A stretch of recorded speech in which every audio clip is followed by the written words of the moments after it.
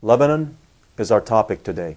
As you know, Lebanese people have taken to the streets since October 17th to protest against a political elite seen as corrupt and unable to manage the country's worsening economic situation. With us today, via Skype from Beirut, Lebanon, is Dr. Rania Masri to help shed light on the situation. Dr. Masri is representing her party, Mouwatinoun wa Mouwatinat fi Dawla, loosely translated as citizens in a state. Rania, thank you very much for being on with us today. Let's start in the beginning. We're talking about Lebanon today and what's been happening for the last, 33 days so far. Yes. How did this protest or revolution start? What, in your opinion, was the spark that got this all going? Yeah, well, it's a pleasure to be with you all again. Thank you for the invitation.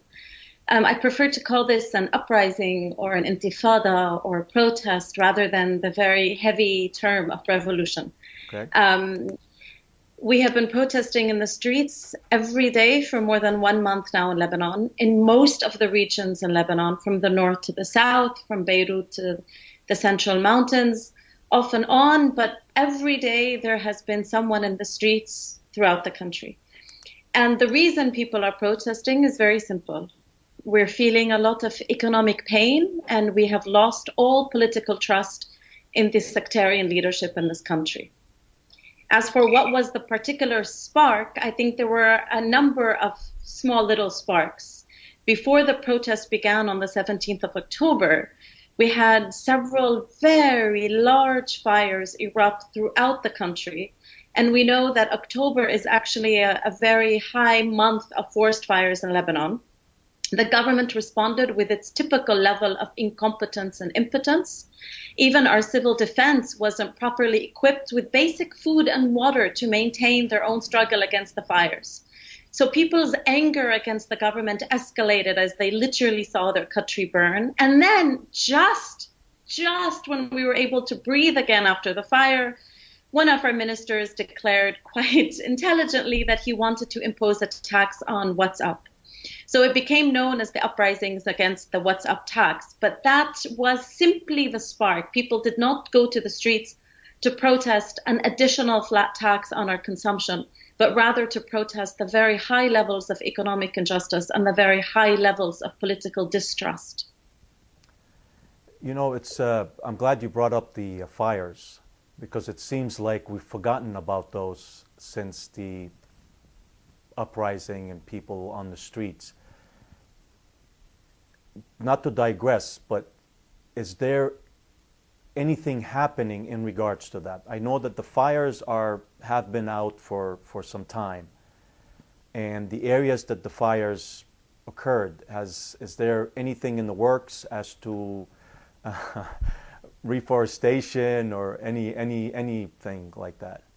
No, actually the fires have not been out. The fires that began, that raged a little bit more than a month ago, those fires have been out. But every few days there's other fires that erupt in the country.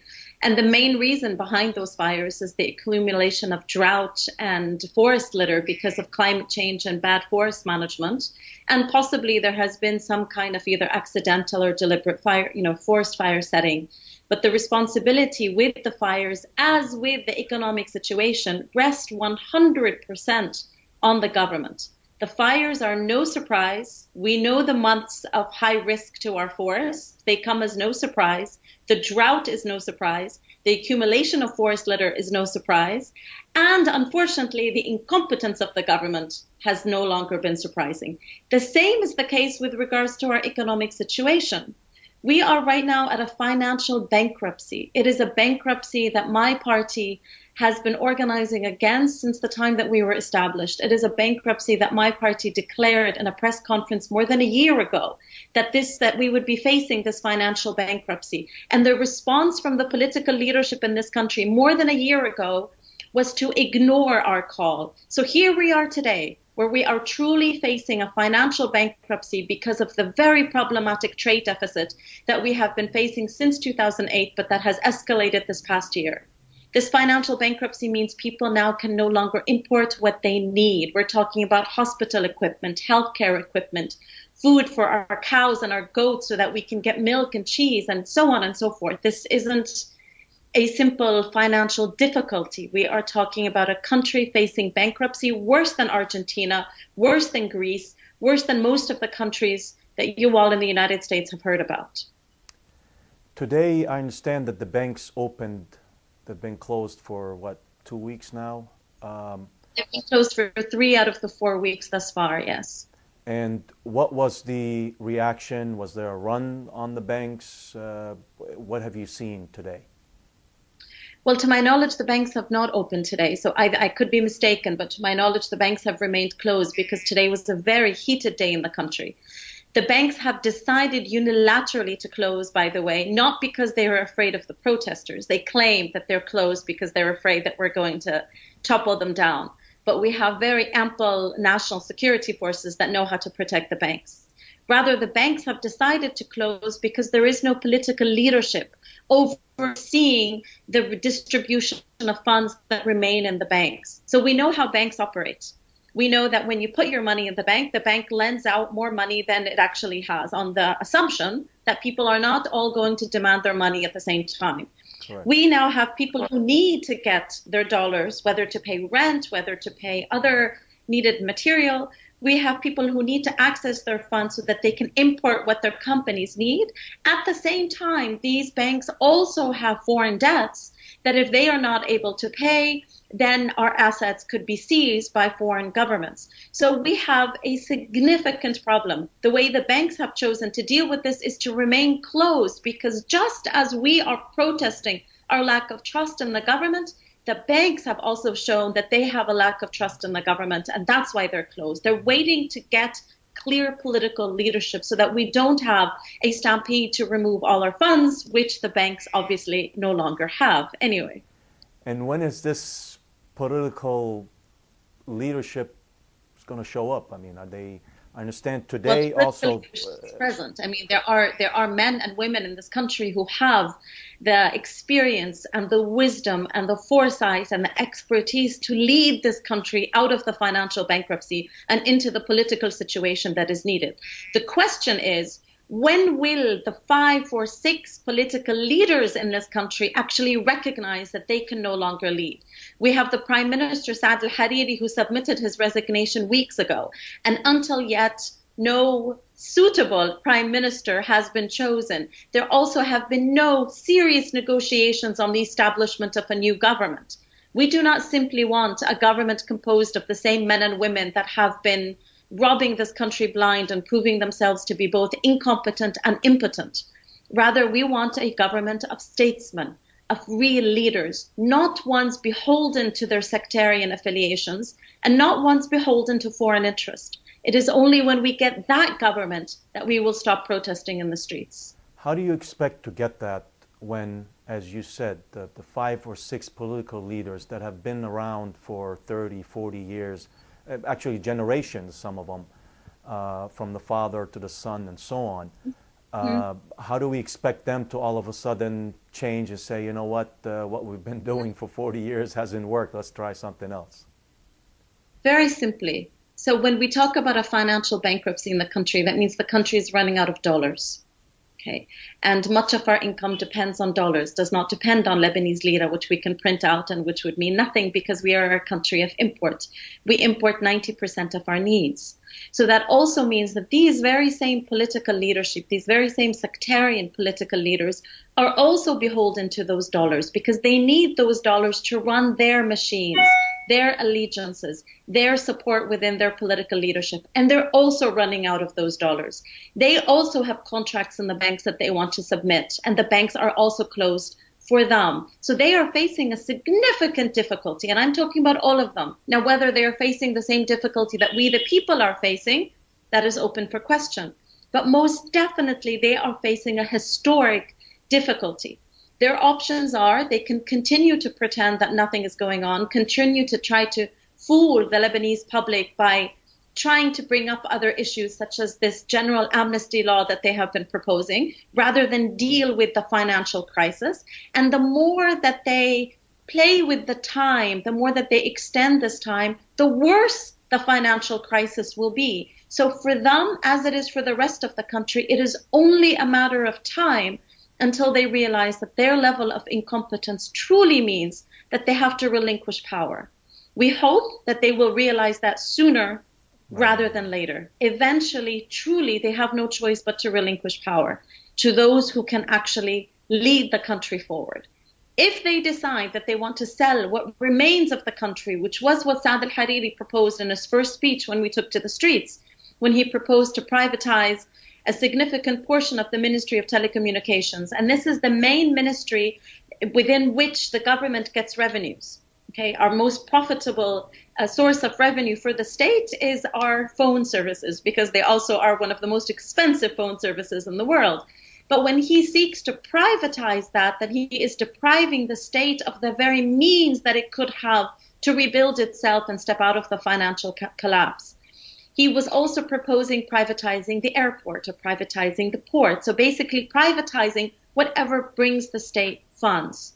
If they continue with that route, we will continue with our route of protest. Eventually, they will fail, and eventually wise men and women will be able to take over. But the question of time becomes a crucial one for the survivability of this country and for the survivability of this society. And this is truly, and I'm not exaggerating, one of the most dangerous episodes Lebanon has ever witnessed since it was created in 1943.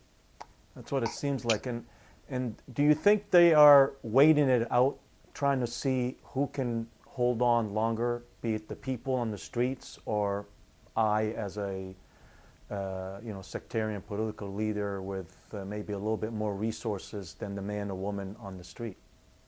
They are trying to do that, but perhaps what they have failed to realize is then when the wages are cut for the people in the streets, and our wages have been cut, the unemployment continues to increase, when our access to basic necessary material is no longer available, when we run out of fuel in the country to operate our generators and our electrical power plants, when the hospitals have already told us that they're running out of equipment, and when the hospitals finally close their doors to their patients because they no longer have the material to sustain our lives, what are these leaders expecting the people to do?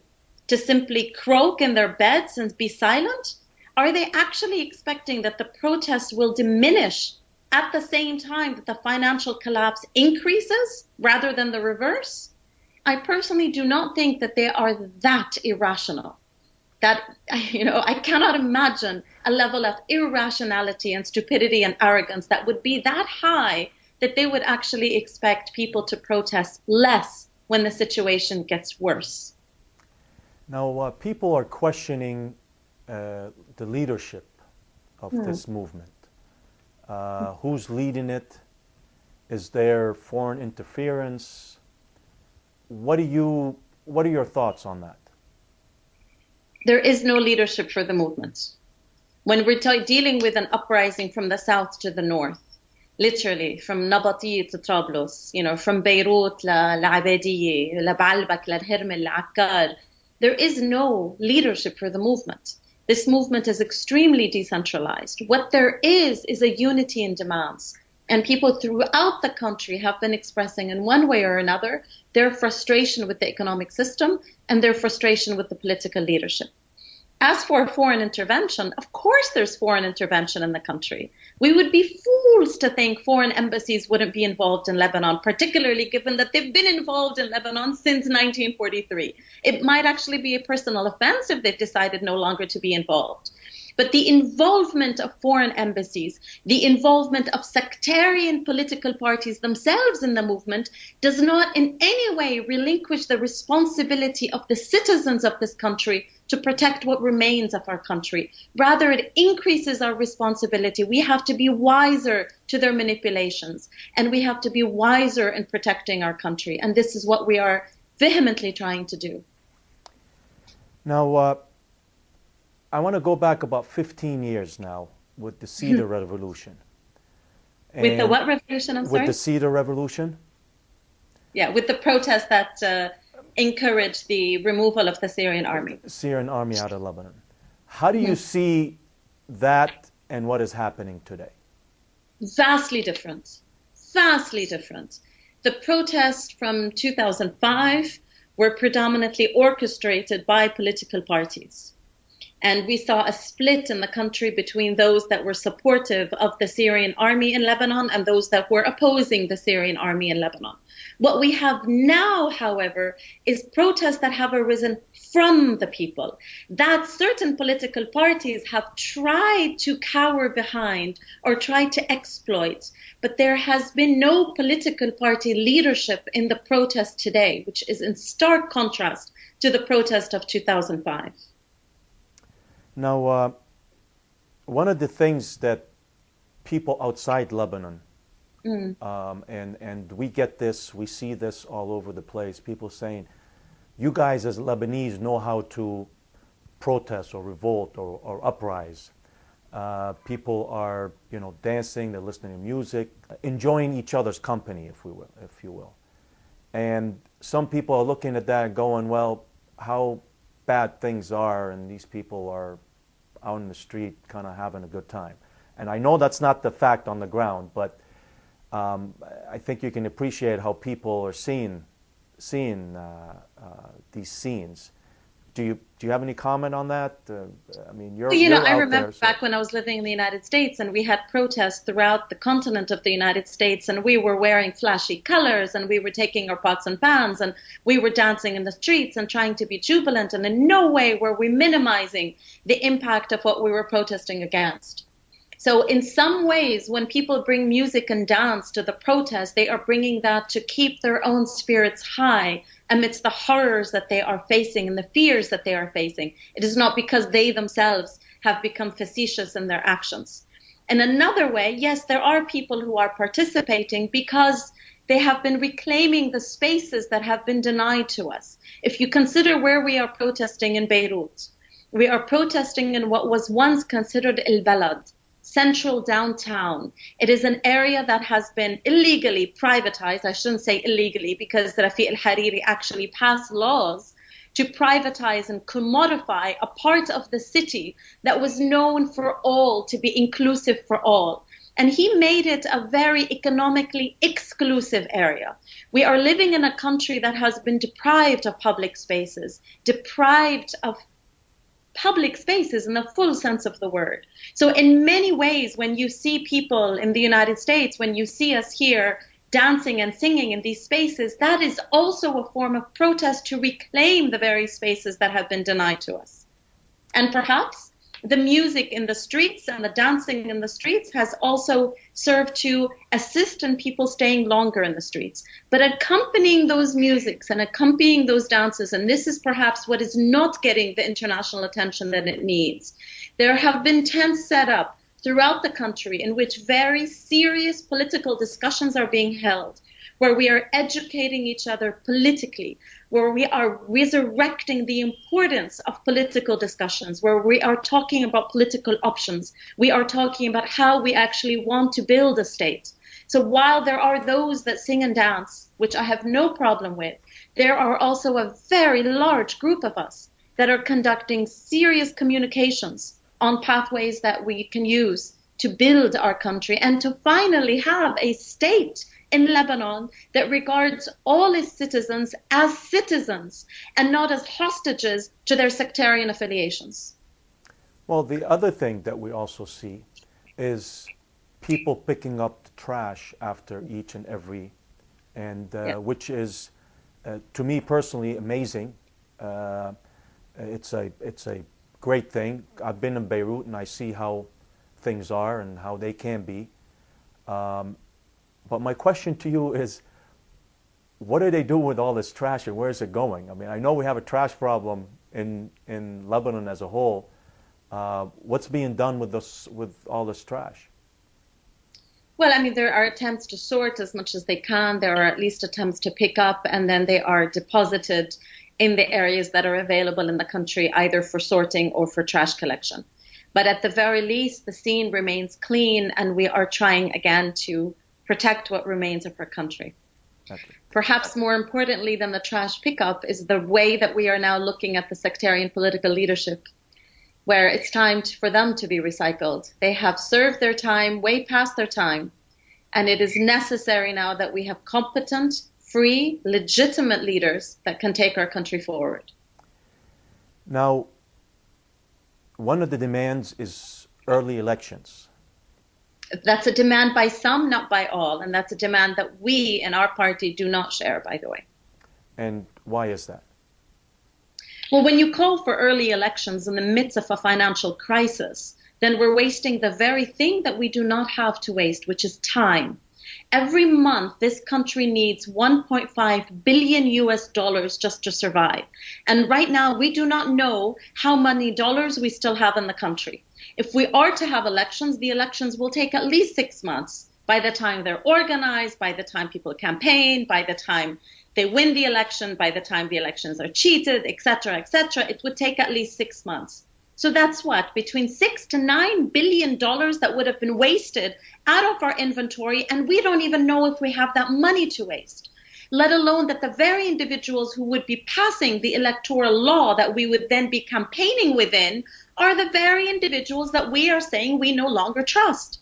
So how can we envision that these same parliamentary members will pass an electoral law that will bring new people into office? It won't work. We're going to get the same groups of people, and they would simply have achieved a waste of time and a waste of money. What we are saying rather is, given the extreme delicacy of this situation, given the extreme danger of a bankruptcy for the country, what we are calling for is a transitional government with exceptional legislative powers.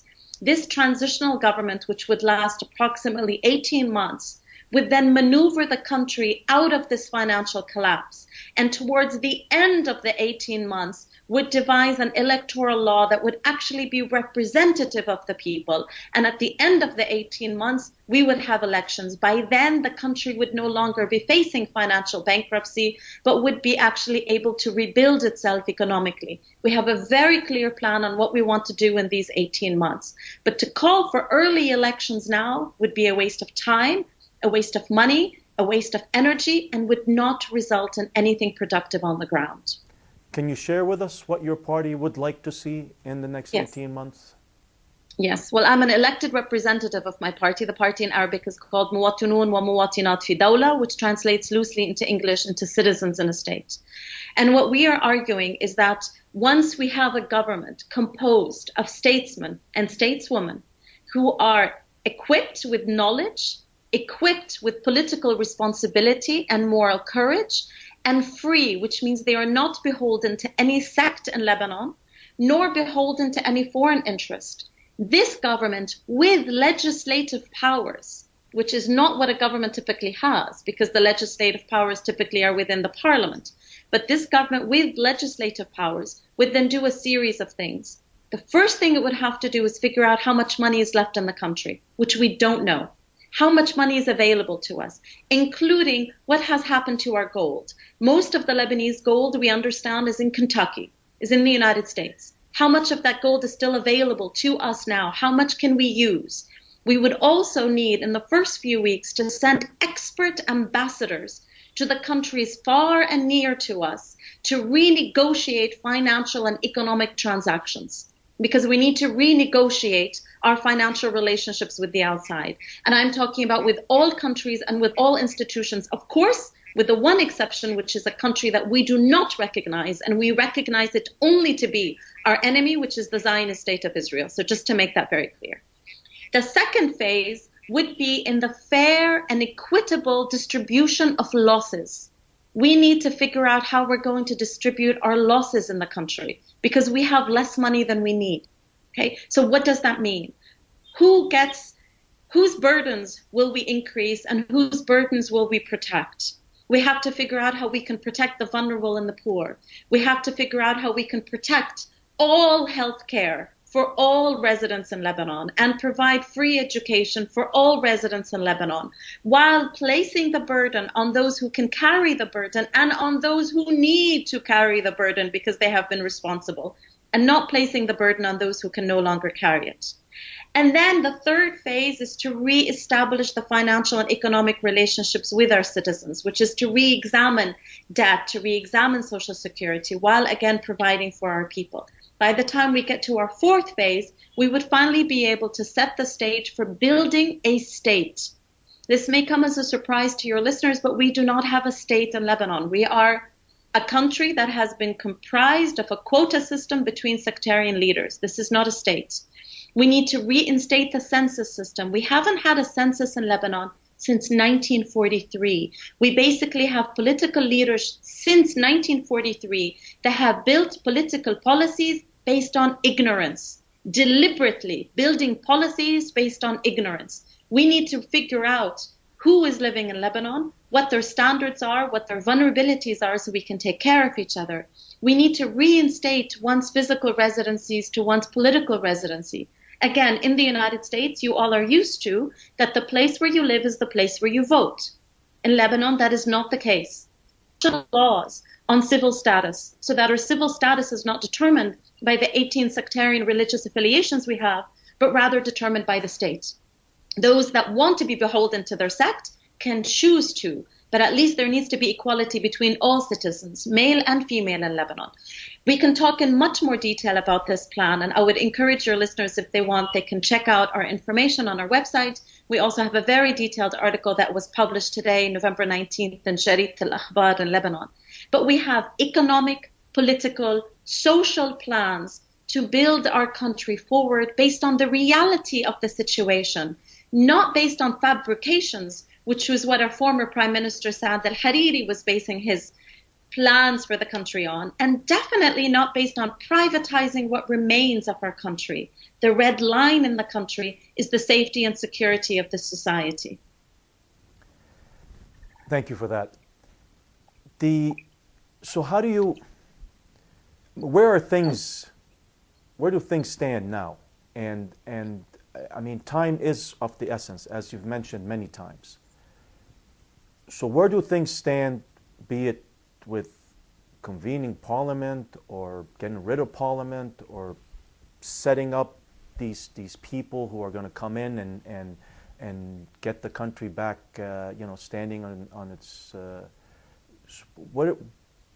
how do you see that happening?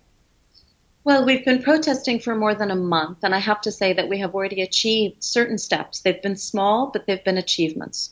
The Prime Minister did resign. The other man that was nominated to be Prime Minister, who's more corrupt than Saad al-Hariri and, more competent, but way more corrupt, who was Mohammed al-Safadi, lasted less than 24 hours before he also had to submit his withdrawal from nomination for Prime Minister. We were also able to close 2 parliamentary sessions in Lebanon, one that was closed today and one that was closed last week, because the members of parliament actually wanted to pass a deeply problematic so-called amnesty law, rather than deal with their primary responsibility, which is to form a new government. So we can talk about all these achievements that the people on the ground have done. Meanwhile, the government has simply proved itself to be incompetent. So we are struggling, both of us, for time. We are both of us putting pressure on each other.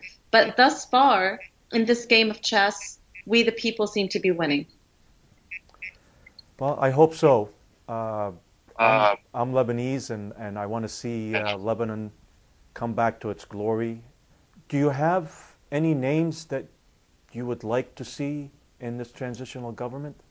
We're a small country in Lebanon, and everybody knows everybody. And for people to think that there's nobody else but Saad al-Hariri and Mohammed al-Safadi and Rania al-Hassan is an insult to the masses of Lebanese who are knowledgeable and expert and free and courageous. There are many names available in this country. The political sectarian leadership that remain incompetent and yet in power know who we are. They know how to reach us. So yes, there are men and women who are capable and who have the expertise and the courage to lead this country forward. And one other observation. We've seen the internal security forces and the army try to open roads, disperse some of the protesters, but so far, at least, things have been somewhat peaceful. And and it seems like there is, and I might be wrong, correct me if I'm wrong, there seems to be some kingship between some of the ISF forces and the men and women that are on the streets. How are you seeing that? I wouldn't go so far. I wouldn't go so far. These are the same forces that were very forceful against us in 2015 when we took to the streets to protest the corrupt so-called waste management system and the political leadership that allowed this country to be commodified back then.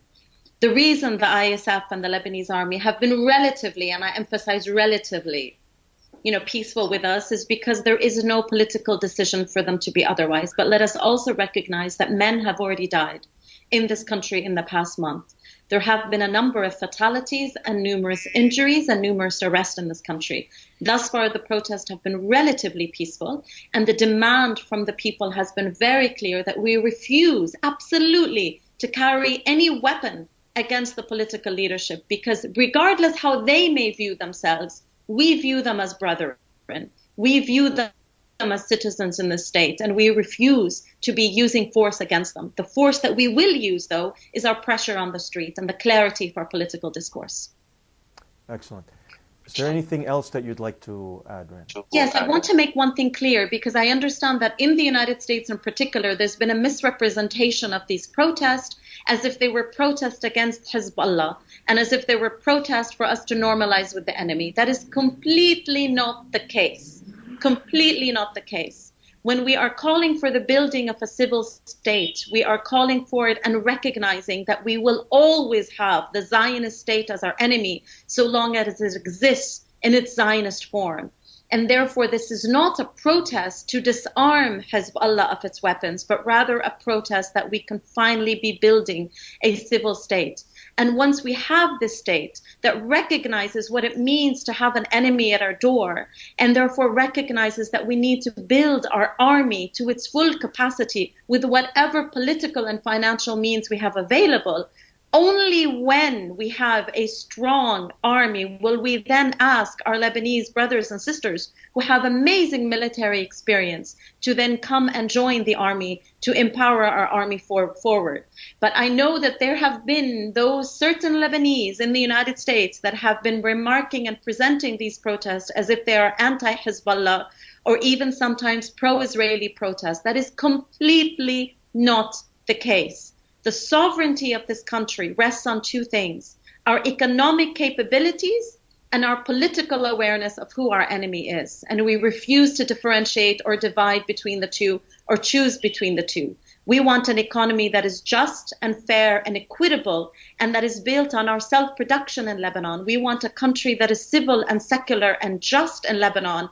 And we will always be fighting for the liberation of our lands and fighting to protect Lebanon from the Zionist state. We will not choose one fight for another.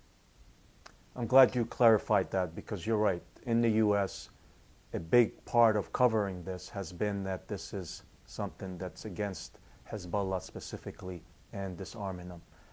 Yes. Rania, thank you very, very much. Appreciate your time. I know your time is very valuable. I wish you the best. I wish Lebanon the best, and hope to see you again soon with us. Thank you very much. All the best to you. Thank you.